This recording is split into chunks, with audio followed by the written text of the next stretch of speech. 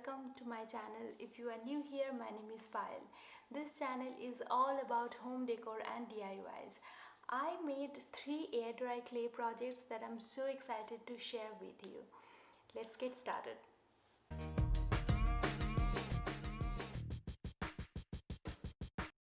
For the first project, I'm using Airdry Clay that I got from Walmart school supply department and an empty oats container that I wanted to recycle. The clay is non-toxic, so I can use my kitchen supplies.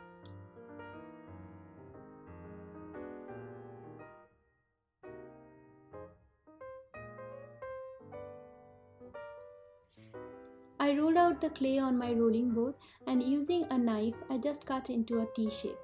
Doesn't it already look like a brow and nose?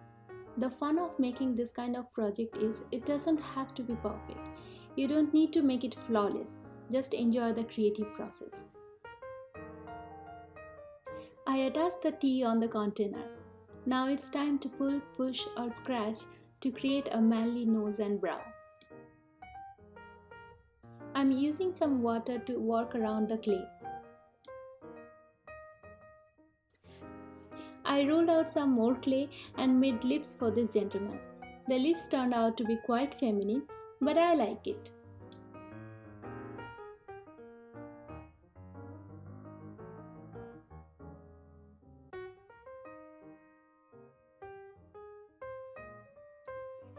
I added some more clay on the nose and used water to smooth everything so that it doesn't look funky the way it is looking right now.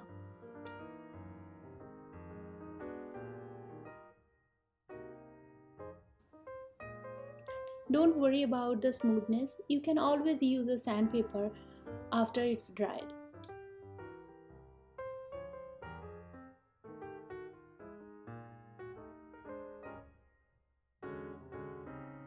I'm using a knife to remove all the excess clay. I kept the piece overnight to dry. The next day it was dry and ready to be painted. For the paint, I'm using some leftover black paint from my other project.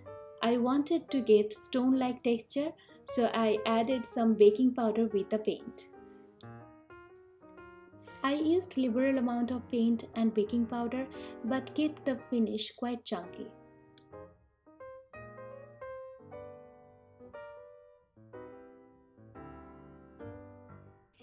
To get more realistic stone-like texture, I used a little bit white paint with baking powder.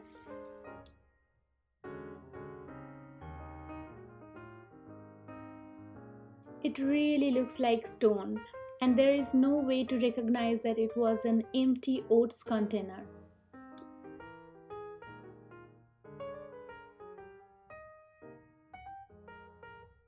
As the last step, I used 1 coat of polyurethane.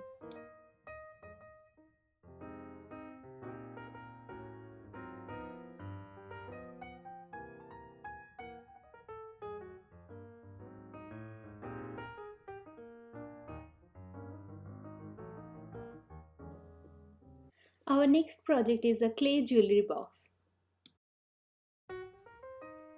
I started by rolling out a slab of clay around a 1/4 inch thick. You can cut out your desired shape for the base. I made a round box.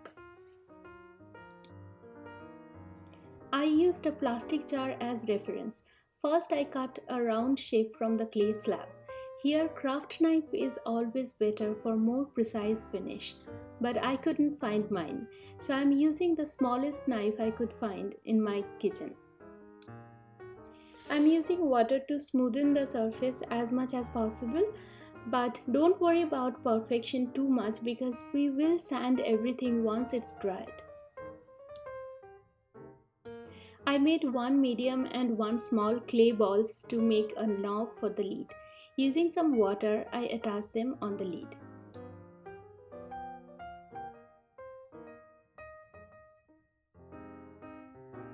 I also learned that scoring a clay object with knife makes solid bonding before attaching with other clay piece.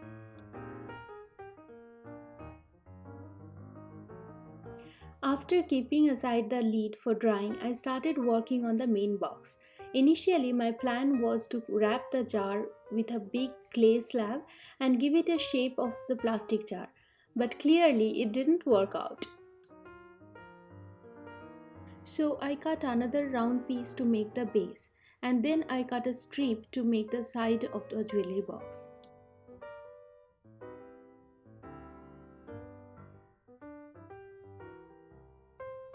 Though it might take longer to dry, I am cutting the clay slabs quite thick.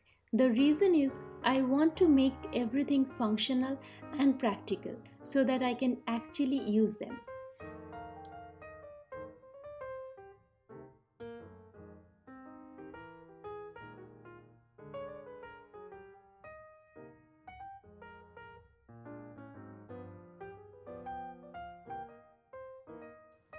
Now score one side of the strip with a knife and attach it with the base using water.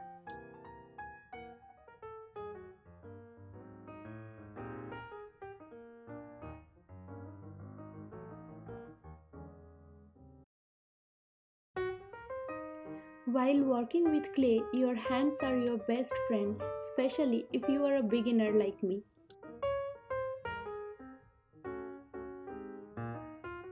Once I'm satisfied with the finish, I took a paint cap and made a simple design. I added more clay to smooth things out.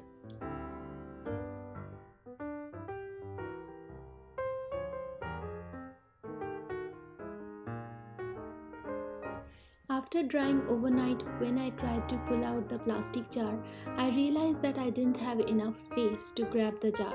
Thankfully, it was an easy fix. I just cut the box half an inch from above. After sanding the jewelry box and the lid, it was looking great. I didn't want to ruin the handmade clay look, so I chose not to paint. Instead, I just applied one coat of Mod Podge.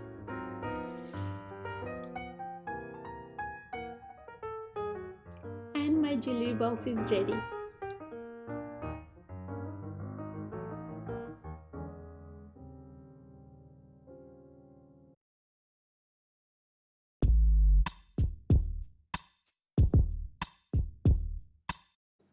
Our next project is a hand-shaped incense holder. I saw similar thing in Pinterest and ever since I wanted to make one for my home. First thing I'm doing is cut out a large slab so that I can fit my handprint. We won't be able to sand this piece too much, so I thought of creating a textured look by placing a tissue paper on the clay slab and lightly rolling over it.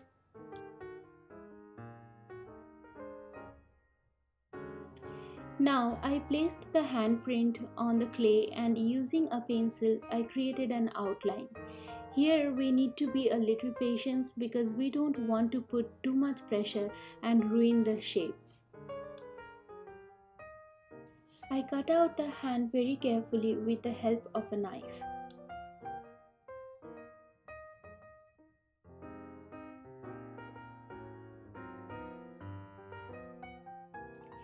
You can make your hand as thick or thin you want, but my clay slab is on a thicker side and it's going to take more than 24 hours to completely dry.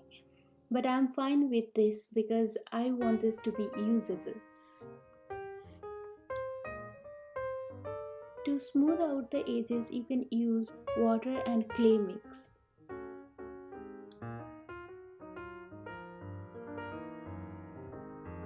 I'm making an Om symbol. This is where my design is a little different than the one I saw on Pinterest. I took time and carved an Om with a skewer. I also drew some small lines on the middle finger.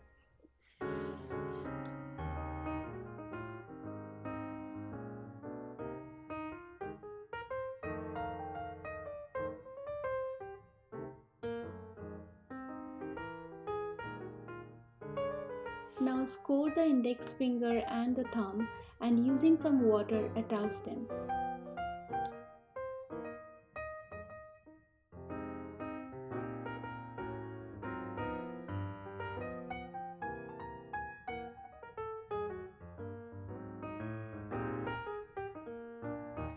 always use water if there is any crack or damage.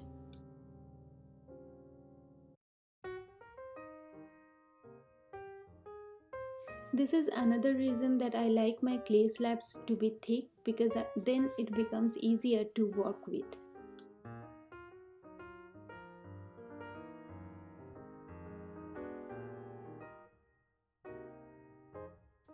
I made a hole with the skewer for the incense stick.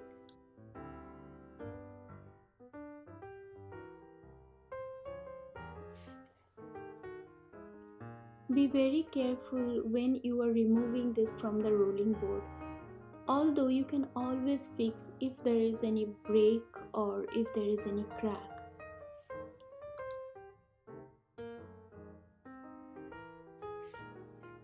I placed the hand on a curvy plate and kept some tissues under the hand, just the way I want this to be shaped.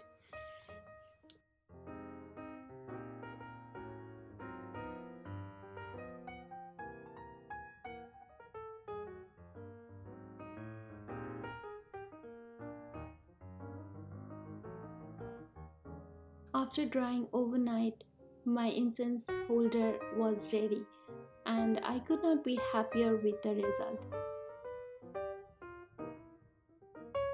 If you have made this far, then please subscribe and hit the bell icon so that you don't miss any video. Also, let me know which one of these projects you like the most in the comment section. See you next week.